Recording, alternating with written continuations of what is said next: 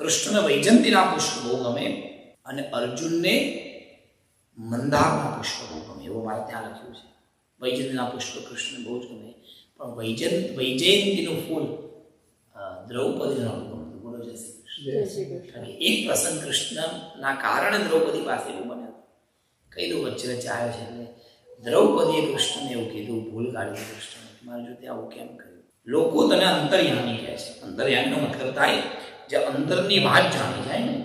કૃષ્ણ તું તો અંતર્યામી છે. એક વાત કહું, મારા લગ્ન થયા ત્યારે એવો નિયમ બન્યો હતો કે એક વર્ષ મારા બધા સાથે રહેવા. એક વર્ષ યુધિષ્ઠિર સાથે, એક વર્ષ ભીમ જોડે, એક વર્ષ અર્જુન જોડે. હવે હું જ્યારે યુધિષ્ઠિર જોડે રહેતી હોઉં, ઇન બિટવીન એ સમયમાં જો ભૂલી ચૂકી પણ મારા શયનખંડમાં આ ચારમાંથી કોઈ આવી જાય પૂછાવવા, તો એને 12 વર્ષ વનવાસ જતું રહેવાનું, 10-11 વર્ષ તપ કરવા જતું રહેવાનું. હવે આવું નિયમ તમે બનાવ્યો. ખરેખર મેં જેને પ્રેમ કર્યો છે એની સાથે મારો કોઈ સંબંધ જ નથી થયો આજ સુધી. લગ્ન પછી તો યુધિષ્ઠિર, પછી ભીમ.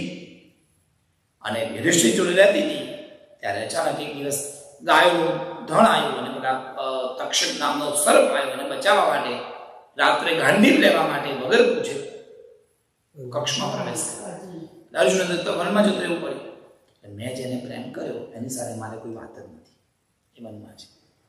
ગણતા ગણતા 12 વર્ષ પૂરા થાય એટલે ખબર પડી, ઓહ હવે અર્જુનનો સમય છે, એટલે હવે મારે અર્જુન જો રહેવાનું છે. એટલે એની જે બીજી જૂની ભાવનાઓ હતી, અર્જુન મારો છે, એ ફરી ભાવનાઓ મનમાં આવી. નવવધુ જેવો શૃંગાર કર્યો અને નવવધુ એટલે કન્યા બની અને પોતાનો શયનખંડ શણગાર્યો. અર્જુન માટે તૈયારી કરી. સમાચાર મળ્યા અર્જુન આવવાના છે. એટલે કૃષ્ણ ભગવાન તને યાદ છે તો મારી બાજુમાં ઊભા હતા. એ વખતે હું ફૂલની માળા બનાવતી હતી, ચંપકના પુષ્પની એક માળા બનાવતી હતી. તમે મને પૂછ્યું કોની માટે માળા? એટલે મેં સહજ એમ જ કીધું કે અર્જુન માટે. અચ્છા, તો અર્જુનની બાજુમાં હું પણ રહીશ, આવતીકાલે લેવા જઈશ રથમાં, મને નહીં પહેરાવે. અરે એમાં શું, તારી માટે એક માળા બનાવીશ કેશવ. એટલે પછી વૈજયંતીના ફૂલની માળા કૃષ્ણ માટે બનાવી અને બીજા પુષ્પની માળા અર્જુન માટે બની. બંને માળાઓ સજાઈ થાળીમાં.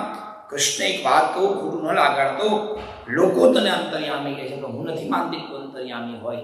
સવારના પળમાં રથ આવ્યો, શરણાઈ વાગી, શંખનાદ થયો. મેં 2 માળા બનાવી હતી. કૃષ્ણ કૃષ્ણ કેશવ કેશવ માધવ માધવ બોલતા બોલતા મેં વૈજયંતીના પુષ્પની માળા તારી માટે બનાવી હતી.